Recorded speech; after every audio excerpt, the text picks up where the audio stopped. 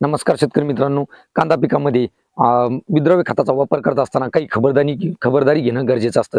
साधारणपणे शेतकरी मित्रांनो किती दिवसानंतर विद्रव्य खताचा वापर केला पाहिजे? तर 19-19 या विद्रव्य खताचा वापर लागवडीपासून 15 ते 20 दिवसानंतर वापर केला पाहिजे. त्याचं प्रमाण वापरायचं आहे शेतकरी मित्रांनो 100 ग्रॅम प्रति 15 लिटर पंप.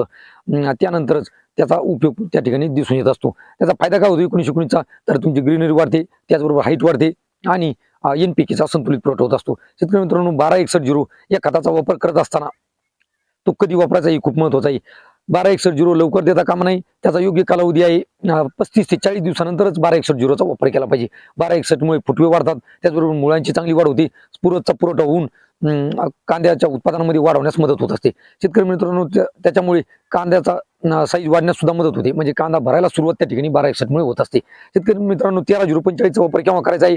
तर आपला कांदा 50 ते 60 दिवसाचा झाल्यानंतर आपल्याला 13-045 वापर करायचा आहे. यामुळे नत्र आणि पोटॅशचा पुरवठा होऊन कांद्याची साईज वाढण्यास मदत होत असते. शेतकरी मित्रांनो 05234 या खताचा आपल्याला शेवटच्या कालावधीमध्ये वापर करायचा आहे कांद्यामध्ये. अशा पद्धतीने विद्रव्य खताचा वापर केल्यामुळे निश्चितच कांद्याचा आकारमान, त्याचं उत्पादन, त्याची क्वालिटी सगळंच वाढत असतं. त्यामुळे निश्चितच विद्रव्य खताचा वापर करा, पण वापरत असताना काही खबरदारी घेणं आवश्यक आहे. तुम्हाला व्हिडिओ कसा वाटला? आवडला असेल तर लाईक करा आणि आपल्या कांदा उत्पादक शेतकऱ्यांना पाठवायला विसरू नका. धन्यवाद.